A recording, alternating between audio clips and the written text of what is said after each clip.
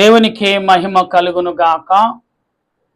కూడి వచ్చిన వినుచున్న మీ అందరికీ ప్రభు పేరట వందనాలు. మరణాత 29వ రేఖ సిలువ యొక్క శుభాలు, సిలువ యొక్క గుడారం యొక్క వందనాలు మీ అందరికీ తెలియపరుస్తున్నాను. ప్రియులారా, ఈరోజు రక్షింపబడి ఆలోచించిన రక్షణ కొరకు ఆలోచించిన దొంగ, రక్షించబడి ఆలోచించిన దొంగ. దీని కొరకు ప్రార్థన చేద్దాం. ప్రేమగల మా తండ్రి వందనాలు, రక్షణకర్త స్తోత్రాలు, కరుణామయ స్తుతులు చెల్లిస్తూ ఈ సాయంకాల సమయంలో నీ వాక్యమును బట్టి ప్రభా నీ ఎదుట నిలుచున్నాను. నా తలంపులు మరుగు చేయండి, నీ ఆత్మతో నింపండి, నీ సన్నిధి కాపుదల దయచేయమని అడుగుచున్నాను. అలుపుడిని అయోగుడిని ఎన్నికలేని నన్ను నీ ఆత్మ చేత నింపి బలపరిచి మహిమ పొందమని, నీ దాసుడి నన్ను నా తలంపులు మరుగు చేసి నీ బిడ్డలతో నీవే మాట్లాడమని, నువ్వేమైతే మాట్లాడనైనా అటు మాటలు నీ వాక్యము ద్వారా అందించే నీ దాసుడు తలంపులు నీ దాసుడు ఆలోచనలను మరుగు చేసి నీ తలంపులు నీ ఆలోచనను బయలుపరిచి నాతో నువ్వు మాట్లాడమని, దీనుడే నన్ను నీ సిలువ చాటును మరుగుపరిచి నా కంఠస్వరం నీ బోరుగా వాడుకోమని క్రీస్తు ప్రభువు నామమున అడుగుచున్నాను పరమ తండ్రి, ఆమేన్. తండ్రి అయిన దేవుని సహాయం మనకు తోడుగా ఉండి ముందుకు నడిపించును గాక, ఆమేన్. ప్రభునందు ప్రియా దేవుని బిడ్డలారా, మార్పు చెంది ఆలోచించుచున్న మార్పు చెంది మరి ప్రభు వైపు చూచున్న దొంగ అనుకుందాం.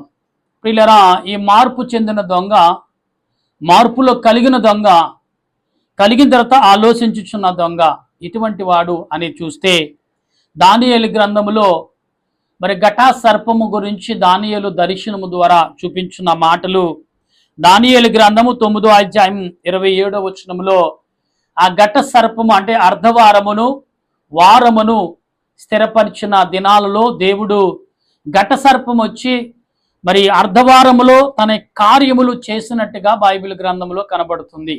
అంటే ఈ 29వ రోజున దేవుడు తన రాకడ ప్రణాళికను మన ముందు ఉంచుచున్నాడు.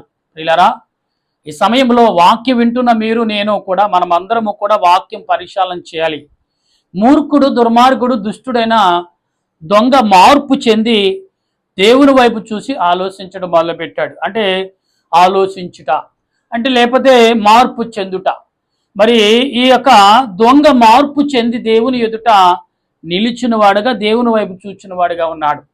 ప్రియులారా, ఈరోజు చాలా మంది అటువంటి స్థితిలో లేక అల్లాడిపోతున్న వారు, మార్పు సహాయం దొరికితే బాగుండు, మార్పు కలిగి ఉంటే బాగుండని అనేకులుగా కనబడుతున్నారు. అయితే అర్ధవారములో సాతానుగాడు చేసే క్రియలు ఎలాంటివంటే, అది ఘట సర్పం వలె వచ్చి అర్ధవారములో అనేకులను శోధించి, అనేకులను వేధించి, అనేకులను బాధ పెట్టుచు ఈ సాతానుగాడు ఉన్నాడనేది దానియేలు గ్రంథములో దానియేలు గారు దర్శనము ద్వారా ప్రభు వాక్యమును గైకున్నట్టుగా కనబడుతుంది. అయితే నీవు నేను ఎన్ని రకాలుగా మనం చూసినా ఇక్కడ చూడండి, అప్పుడు అనగా అర్ధవారములో సాతానుగాడు ఘట సర్పం వలె వాడు రూపము చెంది అనేకులను వేధించుచు బాధించుచు ఉన్నాడు. అంటే అర్ధవారములోనే వాడు, అంటే అర్ధవారం అంటే 3 రోజులు అనుకుందాం, వారంలో 8 రోజులు 4 రోజులు అనుకుందాం. అర్ధవారం అంటే మరి సంవత్సరంలో 6 నెలలు, 12 నెలలు కదండి, 6 నెలలు, 6 12 నెలలు, 6 నెలల్లో వాడు ఏమి చేస్తున్నాడు అనేది కూడా కనబడుతుంది. ప్రకటన గ్రంథం 16వ అధ్యాయము 13వ వచనములో దేవుడు ఏమి చేస్తున్నాడు అనే మాటలను మనం చూస్తే, సాతాను యొక్క క్రియలను, సాతాను యొక్క ఆలోచనలను ఏ రకంగా ఘట సర్పాన్ని బంధిస్తున్నాడు, గద్దిస్తున్నాడు అనే మాటలు ఈ ప్రకటన గ్రంథం 16వ అధ్యాయం 13వ వచనంలో కనబడుతున్న మాటలు. ప్రియులారా, మనము ఈ మండల కాలంలో 29వ రోజున మనం ప్రభు యొక్క మరి సిలువ గుడారములో ఉన్నాం. ఈ యొక్క 29వ రోజున ఈ ప్రభు నీతో నాతో మాట్లాడుచున్నది ఏంటంటే, నీవు కలిగినది గట్టిగా పట్టుకునుము అనే మాటను. ఇక్కడ ఈ దొంగ మార్పు చెంది ఆలోచనలోకి వెళ్ళాడు, అంటే మార్పు చెంది గ్రహింపులోకి వెళ్ళాడు, అంటే ఆలోచించుచున్నాడు. మార్పు కలిగి దొంగ ఇతడు ఆలోచించటం మొదలుపెట్టాడు. ఎందుకు ఆలోచించాడు అంటే, మార్పు కలిగిన అతడుకు దేవుడు మరి మార్పునిచ్చిన వాడుగా అన్నాడు. ఎప్పుడైతే ఆలోచించడం మొదలుపెట్టావు నీళ్ళు ఆటోమేటిక్గా మార్పు రావాలి. అందుకే చాలా మంది ఆలోచించకుండా ఏమైనా పనులు చేస్తే నష్టపోతున్నారు అనేది మాత్రం మర్చిపోవద్దు. ఎందుకంటే ఆలోచన చాలా ప్రాముఖ్యమైనది మనుషులకి. ఆలోచన ఎంత ప్రాముఖ్యం అంటే, ఆత్మ తలంపులు కలిగిన మీరు కానీ నేను కానీ ఆలోచించుతున్నప్పుడు ఇక్కడ మరి కుడి పక్కన దొంగ ఎప్పుడూ ఆలోచనలు కలిగి లేడు. ఎప్పుడూ మరి దోచుకుందాము, దాచుకుందాము, తిందాము, ఈ రకంగా జీవితం యొక్క అలవాటు పడ్డాడు. కానీ ఇక్కడ యేసు ప్రభుని ఎప్పుడైతే చూశాడో ఆలోచించటం మొదలుపెట్టాడు. గ్రహించాడు. గ్రహించుట అంటే మార్పు చెందిన దొంగ గ్రహించాడు. ఎలా గ్రహించాడు? అసలు ఎవరైనా దేని కొరకు అంటే మార్పు చెందిన తర్వాత అతని హృదయము ఎలాగుందంటే, ప్రియులారా, దొంగ మార్పు చెంది దేవునిగా సాక్షిగా నిలుచున్నాడు. 2000 సంవత్సరాల నుంచి 2025 సంవత్సరం వరకు మనం ప్రకటించుకుంటూనే ఉన్నాం. ఆ దొంగ గురించి ప్రతి సంవత్సరం చర్చించుకుంటూనే ఉన్నాం. కానీ దొంగ ఎటువంటి వాడు అని మనం గ్రహిస్తున్నాం తప్ప మారాడు అనుకున్నాం. కానీ ఎప్పుడు కూడా మనం ఆ స్థితిలో ఉండి దొంగ వల్ల ఒకసారైనా ప్రయత్నం చేశామా?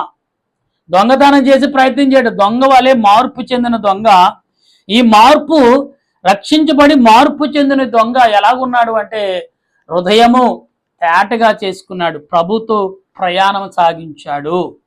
ఈ సోమవారము ప్రియులారా, ఈ సాయంకాలం సిలువ గుడారములో వింటున్న మీరు నేను, ఈ ఘట సర్పము ఏ రకంగా ఉంది చూడండి. రాజుల గ్రంథంలో 12వ అధ్యాయంలో సెలవిచ్చిన మాటలను బట్టి సాతానుగాడు మనిషిని ఏ రకంగా చేస్తున్నాడని దానియేలు దర్శనములో ఉండి గమనించిన మాటలను ప్రకటన గ్రంథంలో పద్మదీపంలో ఉండి యోహాను గారు ఈనాడు సంఘముకు, ఈనాడు ప్రజలకు విలపించుచున్నా, ప్రకటిస్తున్నా, బోధిస్తున్నా, వివరిస్తున్నా ఈ మాటలని మనం ఏ రకంగా గ్రహించాలి, ఏ రకంగా ఆలోచించాలి, ఒకసారి మనం మీ ఆలోచనకి ఆ మాటలు అప్పగిస్తున్నాను.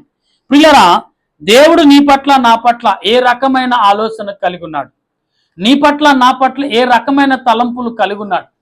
నీ పట్ల నా పట్ల ఏ రకమైన ఉద్దేశము కలిగి ఉన్నాడు? ప్రియులారా, గమనిద్దాం. ఎందుకంటే దేవుడు తన క్రియను బట్టి, తన ఆలోచన బట్టి నడిపించుచున్న క్రియలను, నడిపించబోతున్న ఆలోచనను ఎంతవరకు కరెక్టో కాదో మనం ఆలోచన కలిగి ఉండాలి. ఎందుకంటే ఆత్మ తలంపులు కలిగిన మనము, ఆత్మ ఉద్దేశం కలిగిన మనము ఈ రోజున ఏ రకంగా మన జీవితం ప్రయాణంలో సాగిస్తున్నాం? ఈ దొంగ మార్పు చెందాడు. తన గ్రహింపు కలిగి ఉన్నాడు. గ్రహింపు అంటే ఏంటి జీవితం అనే ఆలోచన. ఇంత దూరతమైన బ్రతుకు బ్రతికానా, అయ్యో ఆయనే లేకపోతే నా బ్రతుకు ఏంటి అని ఆలోచించటం, అయితే గ్రహించటం మొదలుపెట్టాడు. దొంగ మార్పు చెంది గ్రహింపు పొందుట. ఈ గ్రహింపు అనేది మనుషులకు ఉండాలండి. ఆలోచన లేకపోతే మనుషుల జీవితం ఎక్కడ వరకు ఎలాగ వెళ్ళిపోతుంది, ఎక్కడ నువ్వు దారిలోకి వెళ్తున్నావు, ఎక్కడికి పైకి వస్తావో కూడా తెలియని పరిస్థితి. అలాగే పాతంలోకి వెళ్ళిపోతావా, లేదా పైకి వచ్చి ప్రభువా ఈ దొంగ దొరికిన అవకాశం, ఈ దొంగకి ఇచ్చిన అవకాశం నీకు వస్తుందో లేదో, లేదా వస్తే ఏ రకంగా వాడుకుంటావు, ఏ రకంగా ప్రయాణం చేస్తావు అనేది మనం ఆలోచన కలిగి ఉండాలి. లేకపోతే మనం నష్టపోయిన వారంగా ఉంటున్నాం ప్రియులారా.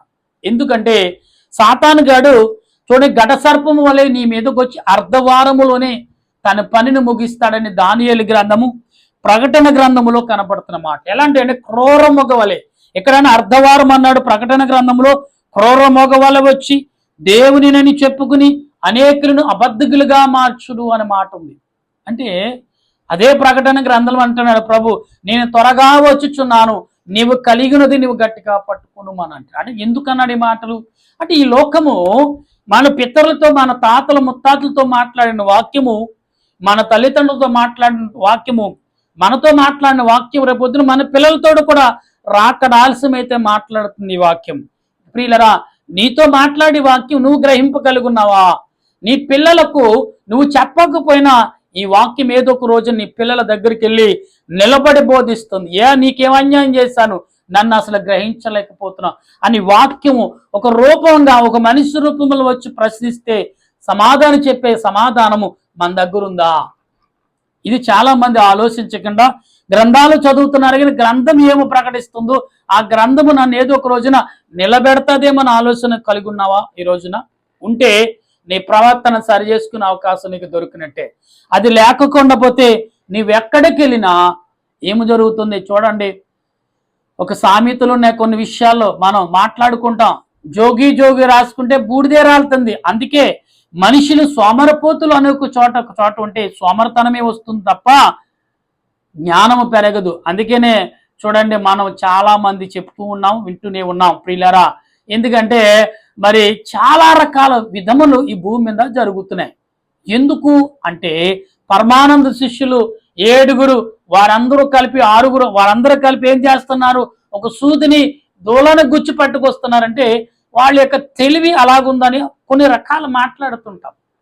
ఎందుకంటే దేవుడు అంటున్నాడు, ఈ దొంగ జీవితకాలం వ్యర్థమైంది, ఈ యవనకాల జీవితం నాశనం అవుతుంది ఏంటో అని బాధపడలేదు. కానీ ఇప్పుడైనాను వచ్చిన సమయమును లోబర్చుకున్నాడు, సమయమును వినియోగించుకున్నాడు, సమయమును బట్టి జీవించాడు, సమయం బట్టి అనుకూలపరుచుకున్నాడు, సమయాన్ని బట్టి మాట్లాడాడు, సమయాన్ని బట్టి తన దేహ పాపమును కడుక్కున్నాడు, సమయం బట్టి తన హృదయముతో ప్రభుతో ప్రయాణం చేశాడు. సమయం వచ్చింది, వచ్చిన వెంటనే పట్టుకోవాలండి. ఏమంటే గేలం వేస్తాం ఎర్ర పెట్టి, అది లాగుతుంది, పొడిచినప్పుడు గేలను ఎప్పుడైతే అది ఇదిపుతున్నాడో దాన్ని మూతుకో నోటుకో గుచ్చుకుంటుంది, అది పైకి వస్తుంది.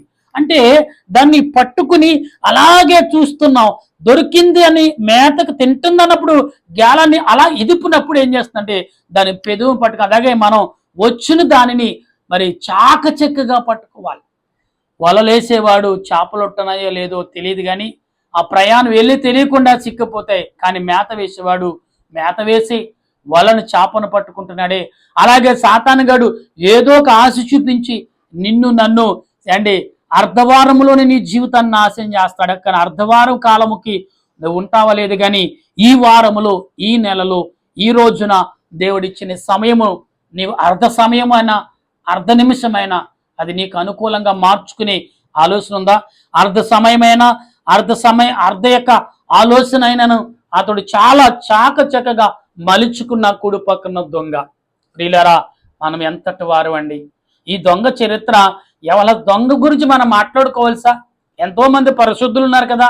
యేసు ప్రభు ఈ దొంగను, లేకపోతే ఆ ఇస్కరు యోధాను, లేకపోతే ఆ బరబ్బను, లేకపోతే పిలాతు భార్యని, ఎందుకంటే వీరెవ్వరూ ప్రభుని ఎరగలేదని, ప్రభు గురించి తెలీదు.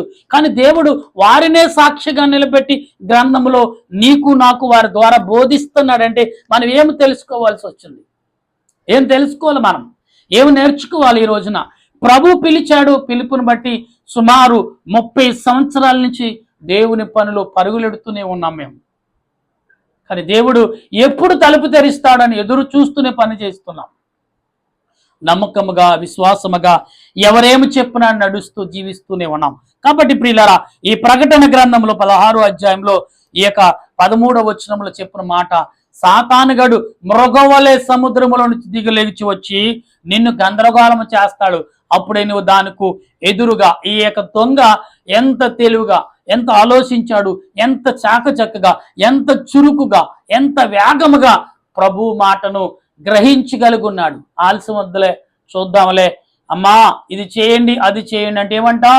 సమయం వచ్చినప్పుడు చూద్దామని అంటారు. కానీ సమయము వచ్చినప్పుడు ఏమో తండ్రి ద్వారా పలికిస్తున్నాడు, చెల్లి వాళ్ళ పలికిస్తున్నాడు, తాడుబుట్టిన వారి తన పలుకుతున్నాడు. ఇది సమయము నీకు అనుకూలంగా ఉంది, దాన్ని వినియోగించుకుంటే అబ్బాయి వచ్చినాడు చూద్దాంలే, సమయం ఇప్పుడు రాలేదు, ఏమో తెలియకుండా అతనికి ప్రేరేపించి కావాలని చెప్తున్నావు అంటారు కొందరు. ఏమో రా, ఒక పండు తినాలంటే కాయ చూస్తే తినేస్తామా? లేదు, చెట్టునుంది అది కొట్టాలి, అయితే చెట్టు ఎక్కాలి, చెట్టు ఎక్కితే శక్తి లేదు, రాయిస్తే 10 రాళ్ళు ఇసురు ఏదో ఒక రాయి తలక్కుండా ఉంటుందా? ప్రియులారా, ప్రయత్నం చేసిన ప్రతి వాడికి విజయము లభిస్తుంది. విజయం ఖచ్చితంగా నీకు తోడుగా ఉంటుంది. విజయము తోడుగా ఉంటే నీ ఆనందానికి హద్దులు ఉండవు. ఇక్కడ ఈ దొంగ ప్రభు వైపును గమనించాడు, చాకచక్కగా ప్రభు వైపు తిరిగాడు. ఎంత త్వరగా, ఎంత వేగముగా ప్రభు వైపును తిరిగి మాట్లాడగలిగాడు, అంతే వేగంగా ప్రభుతో ప్రయాణం చేశాడు.